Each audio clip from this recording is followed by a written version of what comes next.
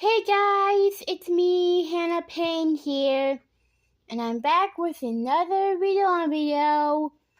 So previously in the second chapter, someone has ordered pizza at the Jew's house. It's not Nancy, nor was it Mr. Drew or Hannah, the housekeeper. Not to be mistaken for my name.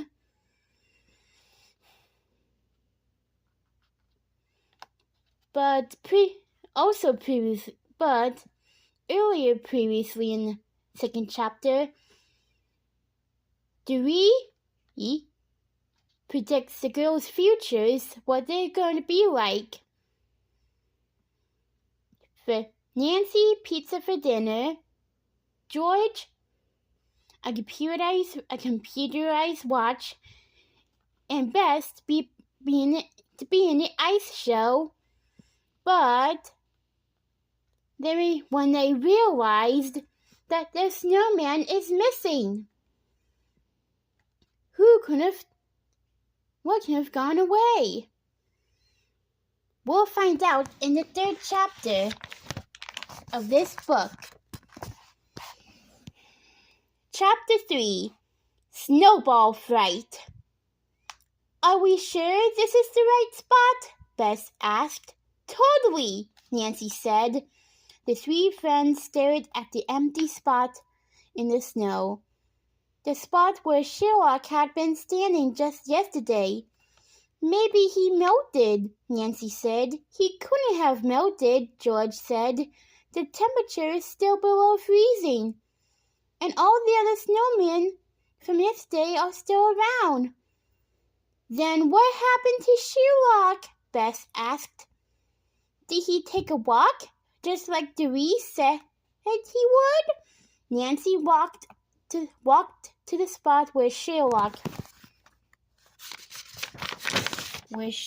had stood. She patted the snow on the ground. Someone probably knocked him down, she said. That's all. Then where is Sherlock's scarf? George asked, and his sparkly nose.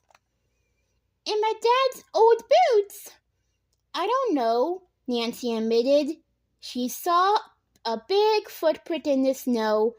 Looking up, she saw a whole trail of footprints leading away from the site. Look, Nancy said. Whoever knocked down Sherlock left footprints. George tilted her head as she studied a print. The soles had a diamond design, just like my dad's old boots, she said. The boots we put on Sherlock. Then Sherlock did walk away. Bess gasped. Just like Dewey said he would. Nancy shook her head. She didn't believe for a minute that Dewey was a fortune teller. There had to be a reason that Sherlock wasn't there. Hey guys, a voice called out. Nancy turned. Their friends Marcy Rubin and Trina Vanderhoof were walking over. Trina's stick fairy boots made loud clomping sounds in the snow. Marcy wore her blue rubber boots with a pretty white snowflake design. Guess where we going? Marcy asked. To the beach, George joked. To swim with the polar bears and penguins? Very funny, Trina said with a smirk. We're going to see Madame Chocolata. Oh no, Nancy thought. Not them too. Trina and I saw Madame Chocolata yesterday, Marcy said.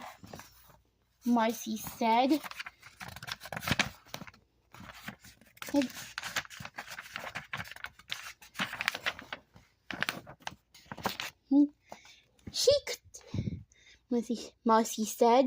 She told me I get a bright and sunny. She told me that I get a bright and sunny surprise. What did that mean? Nancy asked. Ta-da! Marcy sang. She held up her wrist to show a bracelet with glowing pink beads. This was in my mailbox this morning. Isn't it awesome? Totally. Bess muttered. Mama Chocolate said I get a new basketball. Trina chimed in. And this morning, I found a basketball in my front yard. How cool is that? Way cool. Bess muttered again. Who needs a magic 8-ball when you have Madame Chocolata? Marcy said. Her hot chocolate is pretty good too, Trina said. Come on, Marcy. Let's see what's in the marshmallows today. Maybe I'll get earrings to match my bracelet, Marcy said. Excitedly. Nancy, Bess, and George were silent as their friends walked toward the playground. I have to go to the ice skating rink now, Bess said in a small voice. To practice? George asked. No, Bess said. To quit. Nobody felt bad for Bess. Nancy felt bad for Bess. Skating with Alexei and Svetlana was her dream. Nancy couldn't let Dewey spoil it.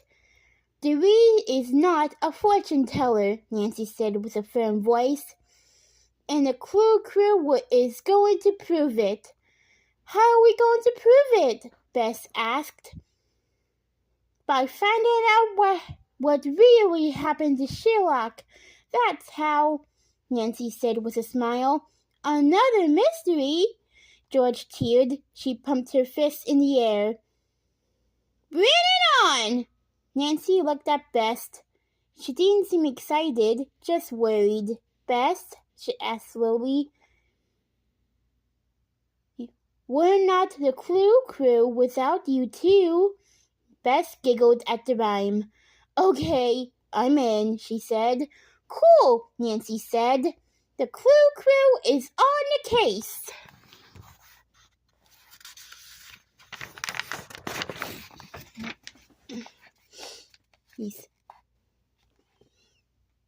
The girls were about to high-five when whoop!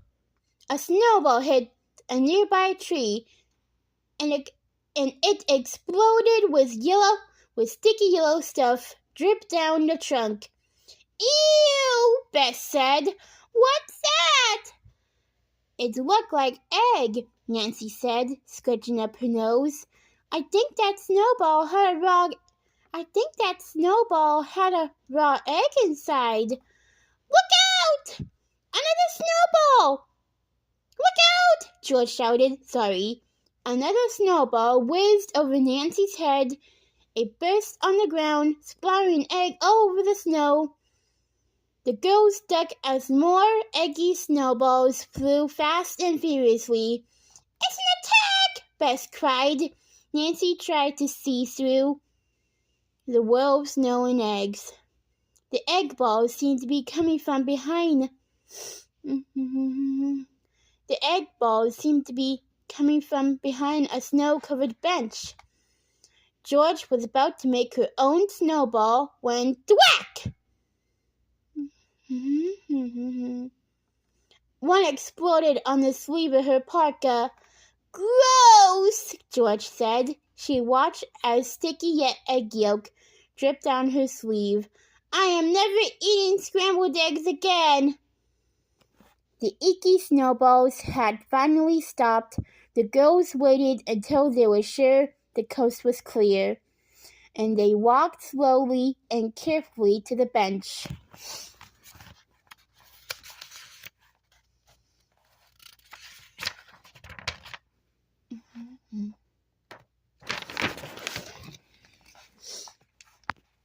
Nancy peeked behind it. A half-empty carton of eggs lay on the ground, next to the box where the letters carved into the snow. It looked like the message, Nancy said. The girls hurried over to the bench. Nancy read the message out loud. It said, "Gotcha! The Snowman."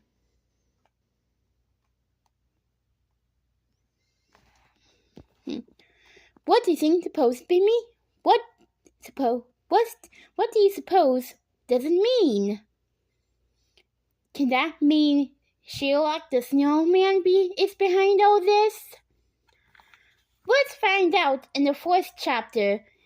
To read you, Nancy Drew and the Clue Crew, Case of the Sneaky Snowman, and I'll see you tomorrow.